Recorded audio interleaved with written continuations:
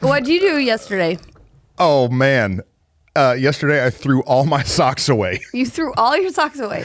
You have your sock drawer, and it's just chaos. Yeah, we have two, never-ending, unmatched piles of, laundry baskets full of socks. There's this daily battle in my life of digging through my sock drawer and trying to find two socks that match, because I just go and buy like a 3-pack here and a 6-pack there, and so you don't fold them together and put them in your drawer. Well, no, I want to, but then I'm just lucky to get my t-shirts actually folded in the closet. And so I got all bent out of shape about it. I was putting a sock on the other day, and I pulled it up too hard, and I blew the sock out, ripped the back of it. And so I was like, forget this. So I went and threw all my socks away, went and bought all new socks. I spent essentially my children's college fund all on new socks. Yeah, absorbent amount of money on all these new socks. And I'm so mad because this morning I put them on. Yeah. And they have a left and a right.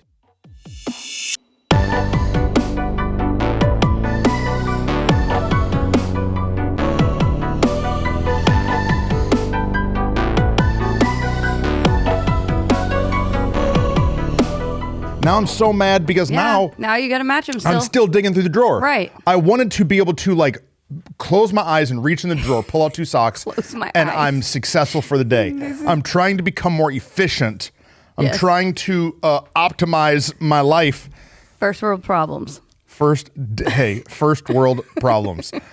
What would happen if you wore the left sock on the right foot, though? I think that a wormhole might open up in the space-time continuum, and the end might be near. Yeah. I don't know. I'll do it tomorrow and see what happens. See if you walk sometimes Titus still wears his whole shoe on the wrong foot, and it doesn't affect that dude at all. And so he'll be going to second grade just with his shoes all crisscross. You could be like McKinley growing up. She was never would match her socks on purpose. It was a thing. No, I see her do that still sometimes. It's a thing. And now Lillian does it because she saw her do it. Yeah, they think it's funny. So if you're going to spend $300,000 out on socks, just look at them close enough to make sure that they don't have a L and a R. Behind every strong leader is also a sock that's halfway scooted down their foot. Have you heard that? Yeah, I've heard that about women. Oh, it's behind true. Every strong woman. It ain't no man having that problem. Our sock blows out, trash can. Oh, well, yeah. Hey, we got lots to do. We ain't got time to mess with socks. So, hey, it's a big deal. It's a big deal. It's a big deal to get it figured out. It's true. Welcome to the Tug of More. Man, we're so glad that you're joining us. Just a conversation between two friends. Yep.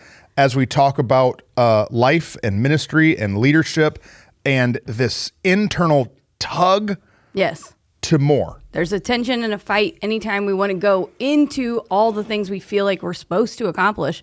And we have to work hard at it, and you have to keep tugging. And we sometimes want to give up. But here we have conversations to help us, propel us into more. For sure. You pranked me this morning. I pranked you? Well, I thought you pranked me. I usually have water in my cup, and Whitney put coffee in my cup.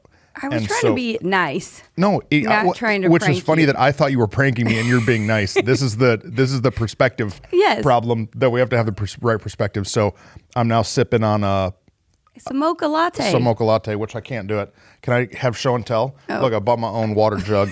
If you're only listening on audio, Spotify, Spotify on Apple, YouTube, we're actually filming this, and so you can see Pastor Truston's new half-gallon water jug. That's ginormous. It's absurd, but hey, it gets the job done. You could take it camping all weekend long, but instead you're going to try to drink 2 of those. I'm trying in a day. Yeah, I'm trying to stay hydrated. Does it make you pee a lot? Constantly. I might actually not even be able to make this podcast all the way before I have to run to the bathroom. Hey, and I'm just not. I just don't care. I don't care what anybody thinks. I'm just going to carry this. It's better than carrying around a gallon of water. Absolutely. I used to be one of those guys in college that would carry around the milk jug. Yes. It's I've got my creatine and my water. I ordered the thing on Amazon that tells you what time of the day you're supposed to be through it, but I did not realize that it was going to be a gallon. Yeah. Because on the picture it looks small, and he comes in and I was like, oh no, I'm not doing this. Yeah, they just have the model as a 7'5" man holding it, and so you get it and it's gigantic. Yes. So it's I don't want to start carrying around a gallon of water. Right. So this now you big monstrosity will. Now you just have a half gallon that you're carrying around. I have a half gallon of a black metal container, and if someone attacks me, I can use it as a weapon. But it's helping you be the healthiest you, right? Yeah. And that's what we focus on.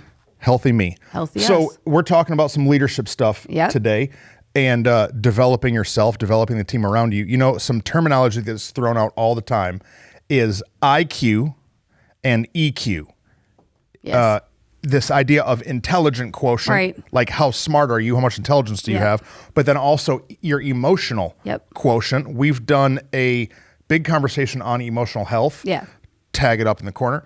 And that's like a really important... They love when you do that. They do? Yeah. I feel like they love it when I we're used to always throw out photos and Bailey would get so mad, so I've stopped doing it. Maybe I'll have some today. Maybe I'll come up with some photos to throw in today. Ridiculous. So intelligence quotient and emotional quotient, but there's actually a lot of other things that are in play for us to be able to accomplish everything that God has for us. Right. No, just like you are being intentional to bring a bottle of water with you and actually get your body physically in shape. There's other things that we have to work hard on in order to be all that we're supposed to be if we're going to step into more. And so, the IQ, EQ thing, I think as leaders, we've talked about a ton because when we're hiring employees, we're like, what are those things for them? But as we've been doing this longer, we've recognized actually there's a lot that matter. So let's talk IQ, EQ first. Okay. And then you got to stay on through the rest of the podcast to get the other ones. Yeah. So you can get Know them them all. Yeah. So like if you're building a team, if you're hiring employees, if you're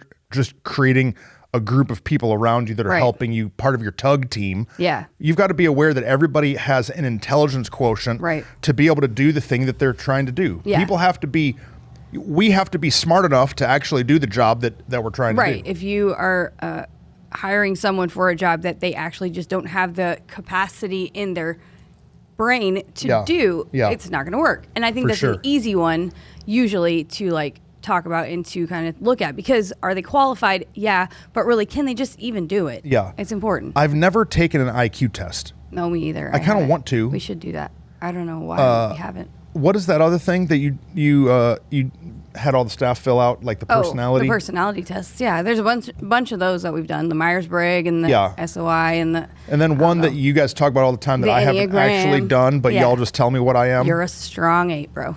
Okay. They just tell me what Bailey's aggressively nodding behind the table. I don't know what it is. You're like an 8-7.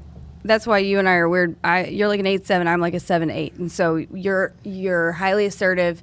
You handle junk. You don't ever back down from a confrontation or a fight. You're always going to run into it first. Like that's some of the characteristics. Yeah. But maybe we need to do the IQ test. What do they do? They like ask you like if the train leaves the station at this time to that time? I'm assuming it's kind of like, I always think of it like an SAT test or what was it that we did? Yeah. ACT. Remember that was a thing for a while, but they're back to SAT now. It's been a minute. It's been a minute. And so I always think it's like that. Probably with circles that you fill in, like a Scantron. Yeah, Scantron. I don't know. So last night I was helping Lillian with her homework. She's now in 3rd grade. Yes. And already in 3rd grade, I was like, hold on. I need everybody to be quiet so I can actually read this and pay attention. It was like a puzzle, and you had to have the numbers and the things and like figure out what the riddle was. Yeah. And I'm like, dude, if I'm having to focus this much for my 3rd grade daughter's homework, I'm about to be in trouble. Well, I think that as we grow up, our IQ is something that feels very focused on. We go to school, then we go to college. Like all of these things is about learning and building our intelligence quotient of our brains. And so I think that's where most people focus. And sometimes, maybe you feel like I don't know. For me, you feel like that's the thing that will get you to where you're going is if I'm smart enough. Yeah. And I know we've talked about it before, the like struggle and the insecurity of maybe I'm not smart enough. But what we've recognized, it takes a lot more than that. For sure. To do what you're supposed to do. Yeah. There's a lot of smart people out there that aren't able to do anything. Right. There's a lot of people that have read all the books and taken all the classes, but then they get into the trench, boots on the ground, and they're just unable to produce. But it's because they're missing one of the other areas. Right. They have all the intelligence, but we have to look at ourselves and say, okay, where am I missing? Where am I lacking? And I'm going to add to this But area. I think that it's important to note that like for when you step into more, whatever it is, you got to keep growing even that intelligence quotient because you got to keep learning. Yeah. You got to keep being a learner of whatever it is. For us, it's ministry, and we are constantly learning. We're constantly saying, hey, we don't know what we're doing. Let's try something new. We just signed up for a conference in October that we're going to go to just to go and glean some wisdom and glean some information. Yeah. And you know the funny thing? I can say this. I got on the website and I looked at the churches of the pastor, the churches of the guys that are speaking at the conference, and I was like, not like blown away, right?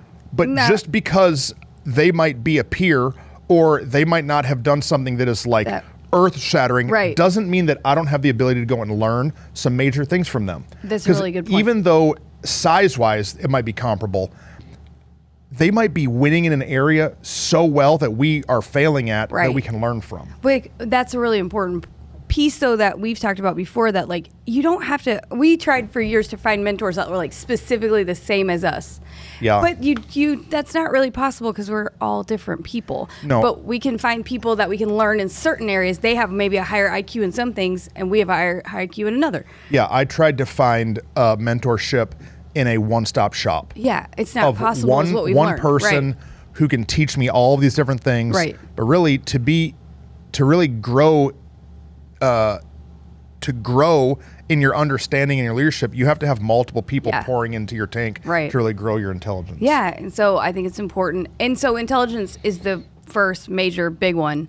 But as leaders, we've worked with people who had high IQ, but super low EQ. No emotional. And it was difficult. Super difficult, man, because it's like they all know all the words to say. Right. They know like what should be done. Yeah. But if you don't have any emotional awareness, right, man, you're hard to work with. Right. So you said a minute ago that in school they focus so much on intelligence. Yeah. But I remember a line somewhere I heard like in elementary school, and it was some stat that a teacher shared, and it said 70% of people will fail at their life's vocation because they can't get along with people. Yeah. They can't work on a team. Yeah. And so I always remember hearing that, and I'm like, man, okay, I got to just be able to get along with people. I've got to understand how people work, and that's emotional. Your emotional quotient. You have to be sensitive to what's happening around you. You have to be like aware of the room and the vibe and the feel. You have to be aware of the way you make other people feel. Yeah. There's a lot that comes into emotional intelligence, and I don't know. We've encountered people before that can and have grown, and then other people who, once they're like a certain age and they've got that EQ set, they're kind of just stuck and set in it, and they don't want to shift. Yeah, I got a friend who's a pastor, and he just made a post on social media a couple of weeks ago, and he had this stack of books that he read over the last 12 months, and it's literally 52 books. He reads a book a week, and it's like a stack of all of this intelligence that he's put in. But I know the guy. Yeah.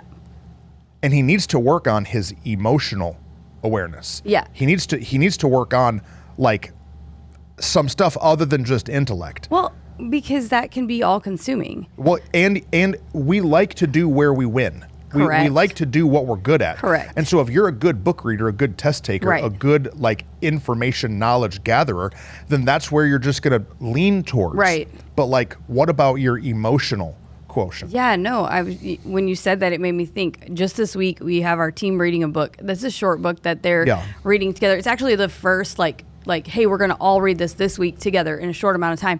And for me, it's been kind of consuming of my week just to fit in where I'm going to get it so I can make sure I have it read in time. Yeah. And I can only imagine how much time that takes up from the thing that person is called to do, that from their life. Yes, you can constantly be growing in the things, but you have to balance it. Yeah. You can't be constantly only in one. Then you get out of balance. Your scale is super tipping, and there's no way he's going to get anywhere other than right where he is. Yeah, super knowledgeable, super smart. Yeah. But like, man, you got some internal hurts that you probably should deal with. Like, what if instead of reading 52 books, you read 25 books and then you also went to counseling? Exactly. Because it feels like if you're in a boat in the middle of the river or whatever and you lose one oar and you just have the one side, you're just spinning in a circle. Come on, somebody. You're just spinning in a circle. And I'm like, so many people, if they would take a minute and go, wait a minute, what's not right here? Yeah. Then they might actually be able to get where they're trying to go. Okay, next one, it kind of leads into emotional quotient, is your social quotient, your SQ. So how are you socially? How do you do when it comes to interacting with other people? Emotionally is like what's going on in you, but socially is what's going on between you and other people. And so I'm like, to the book readers, read the book. Right. Like Pastor Whitney just said, we're reading a book with our whole team, but maybe instead of reading a book, you should just schedule a dinner. Right. You should just go have lunch with somebody. You could just go to the Chamber of Commerce luncheon and just mingle.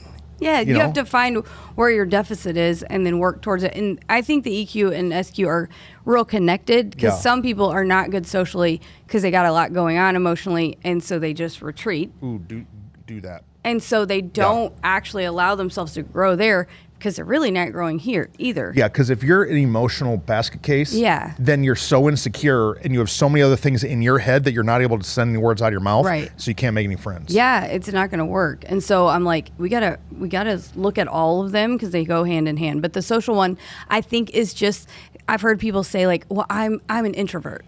I'm like, okay, well, you can be an introvert, but you can still have a high social quotient. And so you've got to grow it and try it. And like you said before, where are you comfortable? Cool. Where are you uncomfortable? The only way to get to more is to be willing to be uncomfortable. All day. And so push that social quotient. I think that people stop and struggle because they think that is not a big deal with their job, their work, their calling, their purpose. That's just fun. Oh, man. You're right. It's what people think. Yeah. And remember, we worked with someone who has like no social awareness, and it just ended up imploding the relationships around them, the department around them. Yeah. It's not just for fun. Well, I think of our spouses, Aaron and Rachel. Yes. They're both intelligent in their fields. Rachel has her master's degree. Yep. She's a proficient teacher. Yep. Aaron has all the courses and plaques on his wall. Yeah. But the reason that they keep finding promotion and advancement is because they are socially kind. It's 100% They're true. socially aware. Yeah. Aaron remembers people's kids' names. He remembers their wife. Right. He knows the details of their life. Right. He can sense if people are sad or if they're happy. He has some social awareness. Right. Same with Rach. Yeah. Everywhere she goes, social awareness. And like, you can be the smartest person in the room. It's true. But if you're unable to relate to anybody, unable to make a friend, it'll only get you so far. It'll only get you so far. Unless you're like a mega talent. Yeah, but even then. But I'm saying there's some people that are like the alpha, like Elon. Yeah. I always talk about Elon. He's like super mega intelligent. Right. The guy probably doesn't have a whole lot of friends. No. He obviously has maybe. some emotional stuff because he's crying about but he's so smart that it overshadows all the other areas. But for most people, we have to really have a balance. Yeah, that's a giant, he's, literally one of the wealthiest people, smartest. He's a mega brain. We for the most people, yes, go. Yeah, you just watch a Jeff Bezos interview and you're like, yeah, you're not that socially aware. No, but we don't just... Sorry, Jeff. If you would like to make a donation to Living Church, I will retract that statement officially and wear an Amazon t-shirt for the rest of my life. Okay, so... Amazon, Living Church. Living Church brought to you by Amazon.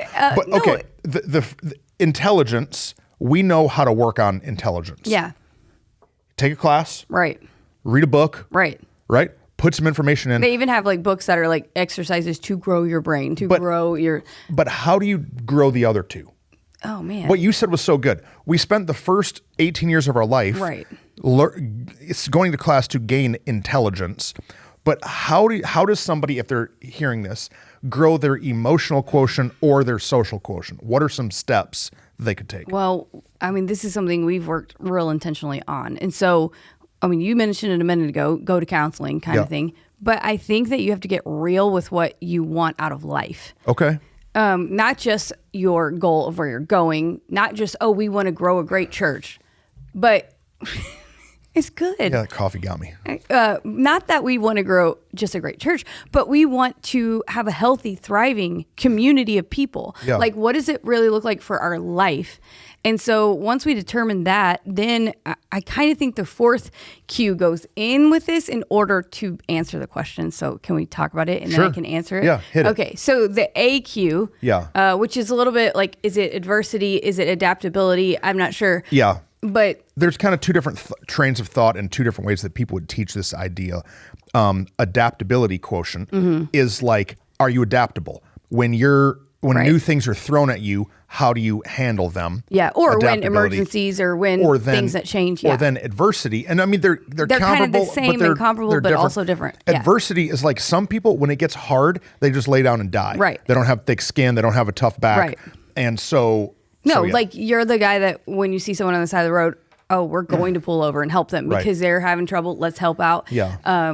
But some people are going to be like, I do not want to even get involved in that. And I think that really for us, having a high AQ is what's helped us with the EQ and the SQ. And so I think you have to decide, am I willing to fight these things in my life in order to grow? And so because we wanted to be willing to be adaptable and change, because we were willing to face some adversity, we could go through the emotions and deal with it. I just think some people, what you just said, they lay down and die when it gets hard, but that can be socially, okay, I see where you're going. I didn't know where you're going, but I got you now. Yeah, because when it gets hard socially, they can't. They can't so they do eject. it. So they just leave and stop. But then they don't have any actually deep relationships. Right. And when it gets hard emotionally, we can say, that's fine. Yeah. I'm just okay with this. I don't want to talk about my past. Yeah. I don't want to talk about this trauma in my life. No, right. It's because there's an adversity. Because you and I have talked a bunch about our emotional health. We talk about it here. But we talk about it. I mean, it's a constant conversation. Yeah.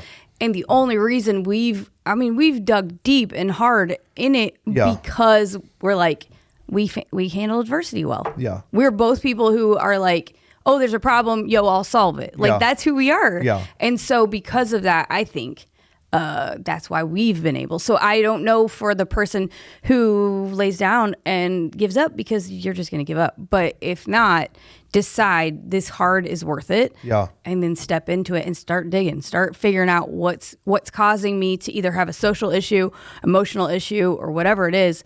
And deal with it. Get some people around you that will help tug you into it. Because you mentioned Elon, and I'm like, yeah, but he does have a team.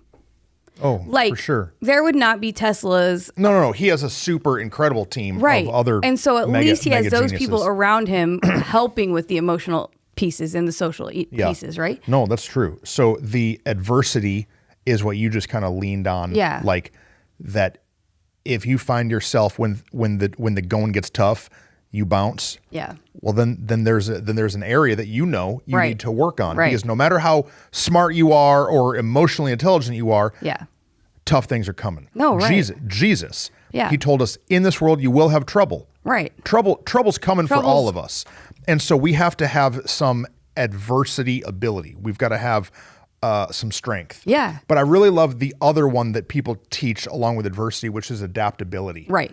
Right. Because if you're tugging into more, things are going to be shifting and changing constantly all the time. I heard that every time your organization or your church grows by 50 people, the entire thing changes. The feel of the entire room changes. And for us at Living Church, in just the last 18 months of all the coronaness, goodness, we have had massive swings. Hundreds of people changing in the room, and the feel and the vibe.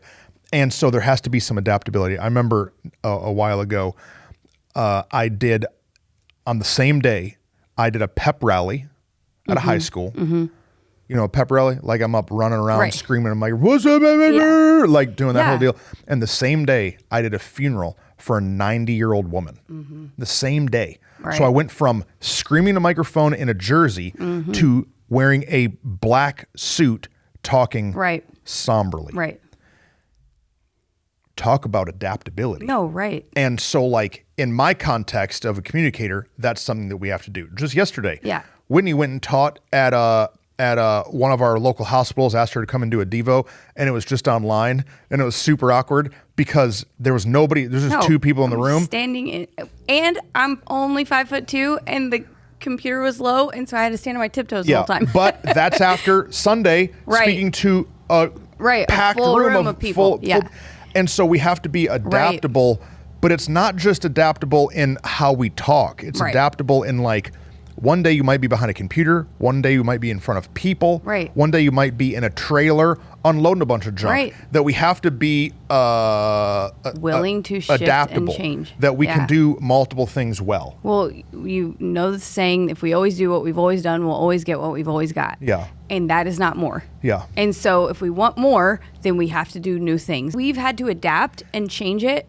when growth has happened, when shifts have happened. When things change, we must change. Yeah. When things change, we have to adapt. And we literally talked yesterday about how to restructure our staff meeting. Yeah. Because as now the team's grown and the team shifted and there's now responsibilities here that weren't there before, we just have to adapt to what's happening. Keep going. And so I think that adaptability is a huge piece in being a fully quotiented person. I don't know. Well, I think that, we're Jesus followers here at the Tug of More. That's right. And so we believe that God has a great plan for us. And so if God has a great plan for us, that means that he's going to take us from where we are to where he wants us. Right. Guess what that's called? Change. Yeah. And so if God wants us to change into a new thing, but we're unwilling to adapt from what we did, we're literally circumventing God. I just went and preached at a church not too long ago for a friend, and man, I straight stepped into the 90s. Yeah, right. I literally walked into this church, and I might as well got into a DeLorean going 88 miles per hour. Well, I guess it's good because 90s is back, fashion. Well, I'm just joking. And so like I walk in there and I'm like, no, y'all haven't changed at all.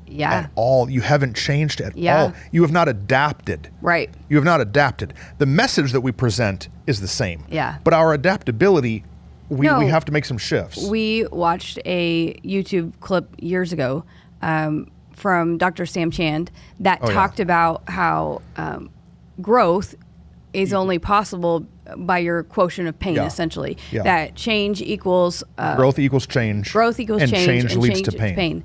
And the more you're able to grow is what is it? It's like the amount you're able to grow is due to the amount you're willing to withstand pain. So, and he talked about how we can find that. Yeah, we can find that link.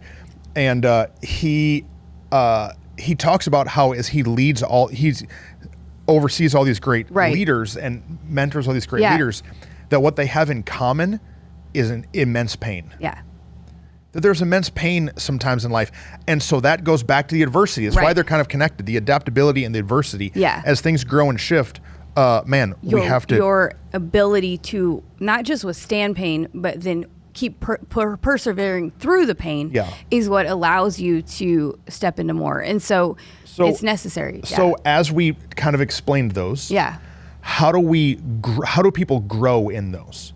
Yeah, this is we already know intelligence. Yeah. Emotionally, how do we grow? How do we grow socially? Mm-hmm. What are some steps? No, I mean, for me, it's putting myself in places that are uncomfortable. For me, it's allowing myself to step into a social situation. Like, you go to the gym a lot. For me, the gym was always like a place that socially I felt insecure. I don't feel very often insecure in rooms that I walk into just because I'm comfortable and love people. But in the gym world, I felt like all of those pieces that I was not smart enough to be there because I don't know how to work the equipment, that I had not done it enough, that physically I couldn't really, and then socially I just always felt like they know I'm a fraud, and so I always felt awkward, but it was a good place for me to grow some of my like those pieces because it was like, do it anyway. Yeah. You hate it, you don't like it. So for a season of life, I joined this little like group of ladies, and though there was some adversity in it, it grew a ton of my emotional and social quotient of just understanding how people work, how people think, how things work, and how I could be better in it. Yeah. Because I wasn't at first. I didn't handle it right emotionally at first. I didn't handle it right socially at first because I felt a little uncomfortable. But it grew me, and I think it's important to put ourselves in really uncomfortable places. That is genius. If we don't get outside of our bubble, if we don't get outside of our circle, then we can't advance. If you don't know something, you want to grow your intelligence, you read a book that stretches your brain into a new form. And so if you're trying to grow socially or emotionally, you have to put yourself in new social circles. One of the best things for me when we planted Living Church, I had been a full-time pastor at that point for 10 years. And I had become so accustomed to only interacting with Christians. Right. and church people. Yep. That I went from this guy who was like a soul winner and loved to like reach people far from God to this kind of like stuffy, right, tie wearing, in an ivory tower office of only talking to Christian people all the time. And so I mentioned a second ago, I got really invested with the Chamber of Commerce here locally and a couple of other like avenues like that in our city. And I met so many people that were so different than me. Mm-hmm. I met people, and I started going to events where alcohol is served. Right. I started going to events where people are getting drunk. Right. I started like, literally, I'm putting myself in places I've never really experienced in my like growing up Christian bubble. And it was so good for me to grow socially. Yeah. Because now I'm able to lead people that struggle with a lot of things that I haven't struggled with, but because I really genuinely made friends. Right. No, and you gained understanding and empathy, but then also experience to know, like, because it wasn't something you dealt with personally, but now you have that experience. I am a little nervous to talk about this, and so maybe we can cut it. But, you know, as a pastor, we teach what the Bible says is true. Yes. And so, like, a big hot topic right now in society is homosexuality. Okay. And so, like, I have never really been around anybody who was homosexual. And so this guy started coming to our church, and we met him. He worked at a restaurant. And so he just started coming, and he was like loving what was happening at Living Church. And I just told myself, like, get to know this guy a little bit. Right. And so we went there and had lunch one day, and he sat down and was talking to us. He's the nicest dude in the whole world.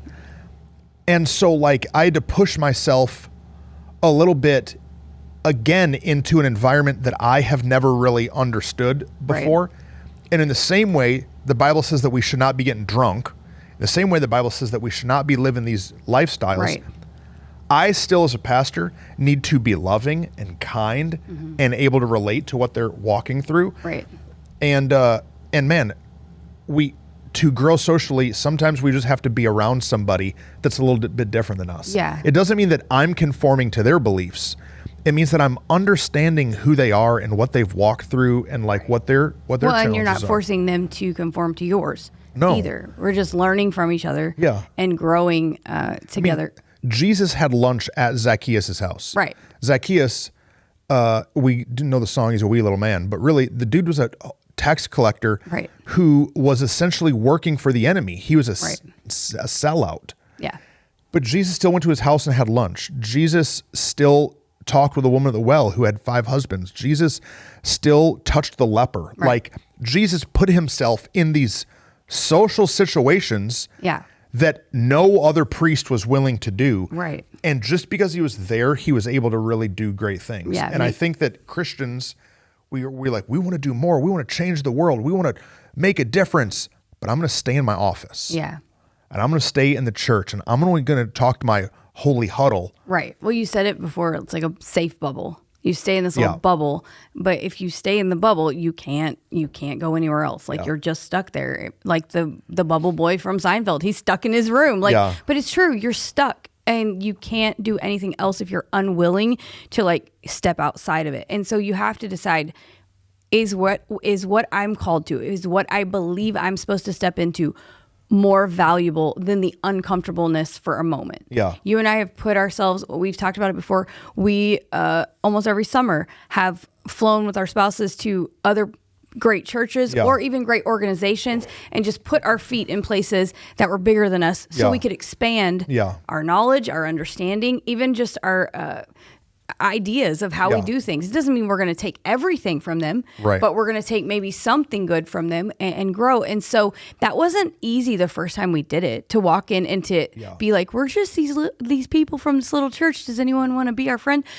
But we've made great relationships out of it, and we've gained some incredible wisdom because we were willing to put ourselves in that place. We had to expose ourselves to something bigger, something different, something more. And so, like, man, there's a ton of things. If you're a mom and you're trying to figure out how to like raise your kids, Rachel, she'll talk to women in the church about like, what do you feed your kids for dinner? How do you do the like morning pack the bag thing? Like, what's your go to bed schedule? Like, she's exposing herself to new ideas. Yeah. As pastors, as leaders, if you're any kind of industry, Yeah. you've got to expose yourself to grow in all these different pieces. One of the things we haven't said yet that is the idea that we've shared about it and talked about it before, but in order to grow in these, you have to be willing to be self-aware. Yep. You have to be willing to look at yourself and really evaluate how well you're doing at it. Yeah. Because like for you and I, like we were both loud and we were both fun and crazy and when we were younger, and then we got like super into what we were doing and got really busy. And there was a season where we weren't as social. We were more pulled back, and we had to go, wait a minute, we're doing good. Like church is doing good. Our team is doing good. We should actually hang out with more people again. Right. Like, but we only were able to see that because we were willing to be self-aware. Yeah. And like if these 4 things were in a race, or like, you know, those things they have at like water parks, or not water parks, at like amusement parks where you like shoot the water and the like little horses are like faster. racing. Yeah. These 4 areas are kind of doing the same thing. And like when one falls behind, now it's time to like grow. So for me as a pastor, there are moments that I still have to grow my intelligence. Yeah. We have redone our budget. Yep. So we've had to, that's some intelligence junk. Absolutely. So I have to go and focus on like, okay, I have to grow my intelligence. If I start getting sad and depressed and all overwhelmed, that's emotional. Yeah. If I find myself, like you were saying, only working, don't have any friends, right, I have to get that social horse. No, I think we have to be constantly evaluating it and constantly saying, hey, I'm going to push for more, which does bring in some other pieces that we could hit really fast of the other ones on the list, the motivation quotient and the curiosity. Yeah. I think that those both are pieces that... So that's MQ and CQ. Yeah, there's so many Qs, but it's true because... those 2 things are necessary. I feel like as you keep pushing, like we can get to like, oh, comfortable, happy, we've achieved the success we want, but these other ones are what are going to keep us going, keep us pushing, keep us saying, hey, let's try it different. The curiosity quotient is part of what helped us go, hey, I would love to, we're church nerds. Let's go learn about other churches. Let's see how they do it. The curiosity allowed us to put ourselves in a place that then pushed our intelligence and pushed our emotional. How does that work? Yeah. How did they do that? Yeah. No, right. But the motivation, I mean, really, if you're listening to the Tug of More, it's because there's some motivation already there. Absolutely. It's because you're internally motivated to do something. Yeah, but we still have to be growing it because there can be moments where we get to a semi-comfortable place and then we're like, I'm not really motivated to make change. Yeah. We've been in circumstances where, or like our in our business, in our church, things have been kind of heavy in one area, and then we weren't motivated to handle these things over here because we're handling so much here. Yeah. But we had to keep growing our motivation quotient too. So I think they're important altogether. Yeah, super important. So let's do this. Up on the screen on the YouTube link, we're going to write all these out. Ready? There they are. Screenshot it. Think about what areas you need to spend some time growing in. Yeah. Where do you need to invest yourself to grow? Do you need to get better at dealing with adversity? Do you need to get better at dealing with some emotional stuff or social stuff? Because if you're called to more, which I promise you are, it's up to you to work on these areas to advance yourself. Right. You have to intentionally decide to grow them and then to also align yourself with people who are stronger in the other ones that maybe you're weak in, and then let iron sharpen iron and keep going. It's really good. Super good.